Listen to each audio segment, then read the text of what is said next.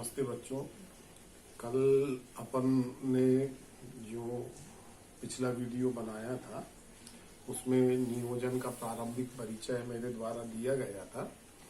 आज हम उसी पर चर्चा करेंगे और विस्तृत चर्चा करेंगे कि जब नियोजन जो है वो क्या है। ये तो बता दिया था मैंने, इसकी क्या विशेषताएं हैं। देखिए, विशेषताएं एक बार यदि समझ में आ जाती हैं तो विशेषताओं से ही पूरा नियोजन आपके समझ में आ जाएगा। इसमें नियोजन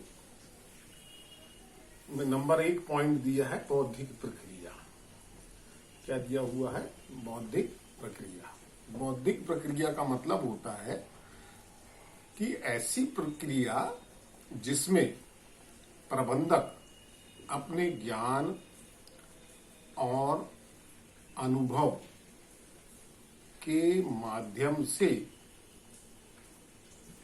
कार्य करने के अनेक योजनाओं में से एक सर्वश्रेष्ठ योजना का चयन करता है। उसी को हम बौद्धिक प्रक्रिया कहते हैं। ये लिखना है आपको, बात को समझ ले आप।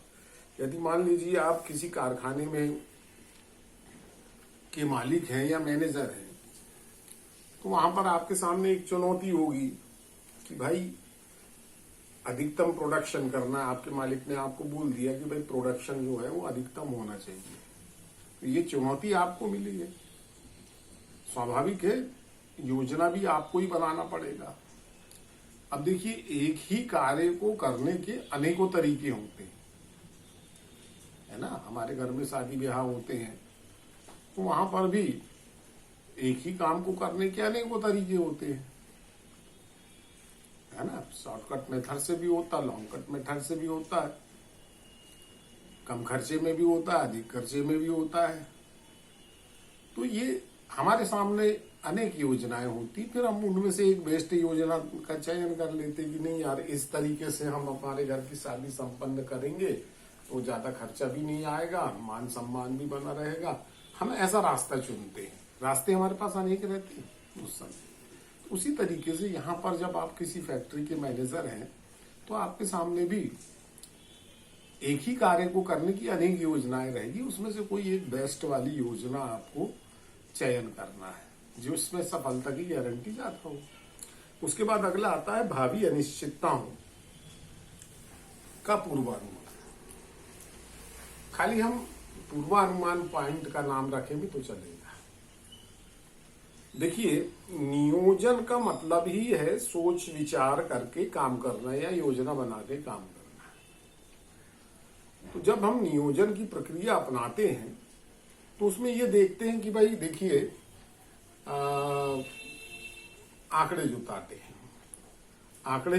हैं। उसमें हम ये देखते हैं कि हमारे सामने कौन कौन सी प्रॉब्लम्स आएंगी और उन प्रॉब्लम्स से निपटने के लिए हम रास्ते भी बनाते हैं। तो यहां पर आपको ये पूर्वानुमान में यही बताना पड़ेगा कि नियोजन प्रक्रिया के अंतर्गत जब योजना बनाई जाती है तो पूर्वानुमान भी लगाया जाता है, जिसमें हमें भावी अनिश्चितताएं, भावी चुनौतियां का ज्ञान हो जाता है और इससे निपटने के लिए हम तैयार हो जाते हैं।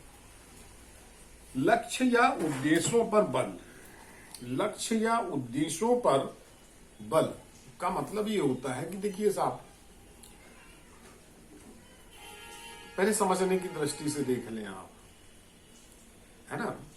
तो समझने की दृष्टि से ये देख लें आप कि जैसे अभी तो कोरोना काल चल रहा है, तो उस उदाहरण को अपन ले ही नहीं सकते। गणेश उत्सव और दुर्गा जी का उत्सव जो है बड़े कानून कायदे के दायरे में ही होगा। फिर भी अपन पुराना याद करें, जैसे आपके यहाँ गणेश उत्सव मनाते थे आप, तो गणेश उत्सव मनाते थे आप तो पहले ही आप अंदाज लगा लेते थे ना, पंडाल में कितना खर्चा आएगा, लाइटिंग में कितना खर्चा आएगा, मूर्ति में कितना खर्चा आएगा, विसर्जन में कितना खर्चा आएगा। ये सब अंदाज लगाते रहे होंगे ना आप। एक मोटा अंदाज लग जाता है कि वही हमारे को 25 से 30 हजार रुपए आयोजन में लगेंगे। तो फिर हम उसी हिसाब से चंदा करते थे और दान दाताओं को ढूंढते थे ताकि हमारे उतने खर्चे पूरे हो जाएं, ताकि हमें परेशानी ना हो। ठीक उसी तरीके से एक कारखाने के अंदर में उपक्रम या कंपनी में लक्ष्य केंद्रित व्यवस्था बनाई जाती है। माने जो लक्ष्य है, प्रोडक्शन अधिकतम होना चाहिए, लाभ भी अधिकतम होना चाहिए। तो नियोजन माने योजना बनाते समय इस बात पर सबसे अधिक बल दिया जाता है। इतना लिखना है। इसके बाद दिया हुआ है सार्वव्यापकता। देखिए, सार्वव्यापकता का मतलब यह है कि आप कंपनी के परिप्रेक्ष्य में देखें। एक बड़ी कंपनी है यदि, तो उस बड़ी कंपनी में आप देखिए कि अनेक विभाग होंगे,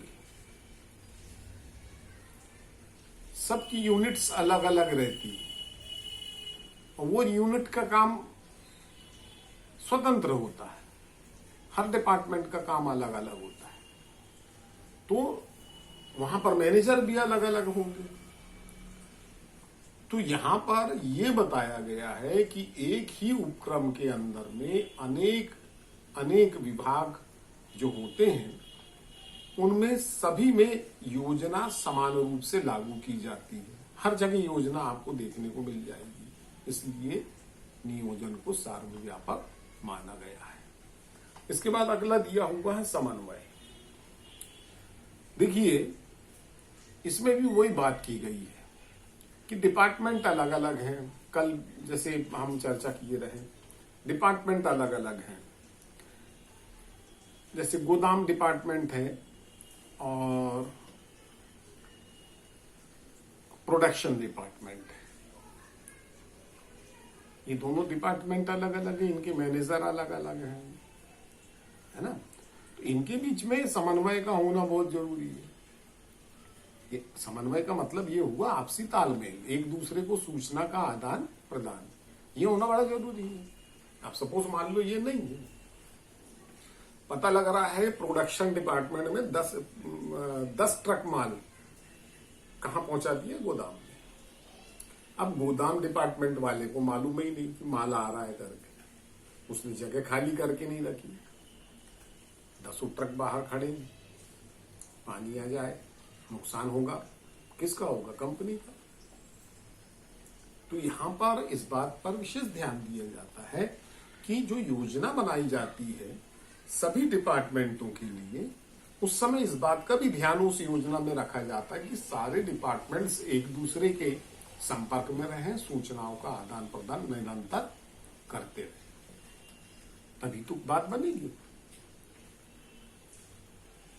अब यदि समन्वय होता तो 10 ट्रक माल प्रोडक्शन वाला पहुंचाने के पहले गोदाम वाले को फोन करता या लिखित में भेजता कि हम फला दिनांक को आपके यहाँ 10 ट्रक माल पहुंचा देंगे और आप जगह की व्यवस्था करके रखें, है ना। तो उस तरीके से फिर काम गड़बड़ नहीं होता है। तो यहाँ पर आपको इतना लंबा चौड़ा नहीं बताना है, यहाँ पर यही लिखना है कि किसी भी कंपनी में जब नियोजन की प्रक्रिया अपनाई जाती है तो सभी विभागों के बीच समन्वय स्थापित करने का काम जो है वो नियोजन के माध्यम से ही होता है। इसके बाद बताया गया है सतत प्रक्रिया। सतत प्रक्रिया के अंतर्गत ये बताया गया है इसमें कि साहब, मैं इसके पहले भी बता चुका आपको, सतत प्रक्रिया माने ऐसी प्रक्रिया जो निरंतर चलती रहती हो, जो कभी बंद ना होती हो, उसको अपन सतत प्रक्रिया कहते हैं। देखिए, नियोजन भी एक सतत प्रक्रिया है, ये कभी बंद हो ही नहीं सकती। अब आप देख लीजिए, आज से 20 साल पहले भी नियोजन होता था। आज से 20 साल पहले भी तो बैंक थे, आज भी बैंक है। आज से 20 साल पहले जब बैंक थे तो सब काम हाथों से होता था, कंप्यूटर नाम की चीज नहीं थी, उस समय योजनाएं अलग तरीके से बनती थी। आज कंप्यूटर का युग आ गया है, कोई भी काम बिना कंप्यूटर के ऑनलाइन हो ही नहीं सकता। तो आज भी तो बैंक है, बैंक वही की वही है, कर्मचारी भी कुछ रिटायर हुए, कुछ तो पुराने ही हैं।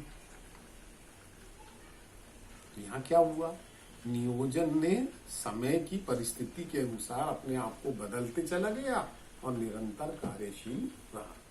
तो यहाँ पर लंबा चौड़ा ना बताते हुए केवल इस पॉइंट में आपको ये बताना पड़ेगा कि नियोजन जो है एक सतत प्रक्रिया है और इसके अंतर्गत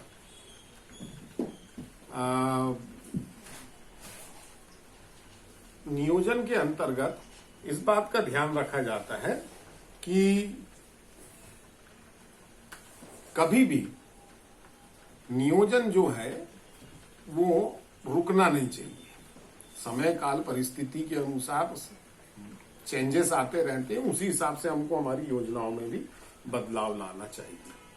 प्रबंधक का प्राथमिक कार्य, कोई भी मैनेजमेंट, किसी भी जगह मैनेजमेंट हो, घर में हो, बाहर हो, फैक्ट्री में हो, कंपनी में हो, जब हम मैनेजमेंट करते हैं तो उसका पहला कार्य जो होता है वो नियोजन होता है, योजना बनाना होता है। बिना योजना बनाए आप कोई काम नहीं कर सकते, इसलिए प्रबंधक का प्राथमिक कार्य जो है नियोजन को कहा गया है। तो इसमें ये बताया गया है कि प्रबंधक का प्राथमिक कार्य नियोजन है। ये 1 नंबर के ऑब्जेक्टिव में बहुत पूछता है, आप इस बात का विशेष ध्यान रखेंगे। इसमें एक प्रश्न, एक बात और है, एक पॉइंट और हम डिस्कस कर लेते हैं, नियंत्रण कंट्रोलिंग। देखिए, प्लानिंग और कंट्रोलिंग दोनों का घनिष्ठ संबंध है। हमने जो एक योजना निर्धारित की हुई है, उस योजना में ये निर्धारित किया हुआ है हमने कि कौन कब कैसे उस कार्य को करेगा। लेकिन जब हम नियंत्रण की बारी आती है तो हम वहां पर पर्यवेक्षण करते हैं, माने निरीक्षण करते हैं, तो हम यही तो देखते हैं कि भैया योजना अनुसार कार्य हो रहा है या नहीं हो रहा है। तो इसमें यही बताया गया है। तो यहाँ पर नियंत्रण और नियोजन एक दूसरे के पूरक होते हैं। ये प्रश्न आगे वाले अध्याय में आपको देखने को मिलेगा, तो अपन जब उस समय चर्चा करेंगे। यहाँ पर नियंत्रण में सहायक, ऐसा पॉइंट बना लीजिएगा आप। तो इसमें यही बताना आप कि हमारी कंपनी में जो योजना बनाई जाती है वह योजना हमारे नियंत्रण में सहायक होती है। हम उसी योजना के अनुसार देखते हैं कि योजना अनुसार काम हो रहा है या नहीं। इस तरह से हमने देखे कि नियोजन जो है उसकी 7-8 विशेषताएं हमने देख ली है। परीक्षा की दृष्टि से देखें तो 5 विशेषताएं हमारे को लिखनी पड़ती, लेकिन मैंने आपको सभी प्रकार की विशेषताओं के बारे में समझा दिया। ठीक है, इसके बाद आगे जो आने वाला है वो नियोजन के महत्व, नियोजन के प्रकार, नियोजन के तत्व, इसको जरा अच्छे से समझना पड़ेगा आपको। नियोजन के तत्व काफी बड़ा पाठ है, तो हम अगले उसमें इस चर्चा करेंगे। ठीक है, आज इतना ही बहुत है आप लोगों के लिए। बहुत ज्यादा यदि मैं पढ़ा लूंगा तो आप करेंगे नहीं, और थोड़ा जिम्मेदारी से देखिए भाई, जिम्मेदारी से पढ़िए। मैं बार बार आपको प्रवचन देते नहीं बैठूंगा। आप 12वीं कक्षा के विद्यार्थी हैं, पूरी जिम्मेदारी से पढ़िए, अन्यथा आप फेल हो जाएंगे, है ना। इस बार रिजल्ट भी बहुत अच्छा नहीं आया है सभी जगह का। ठीक है, तो आप पढ़ने पर ध्यान दीजिए। नमस्ते।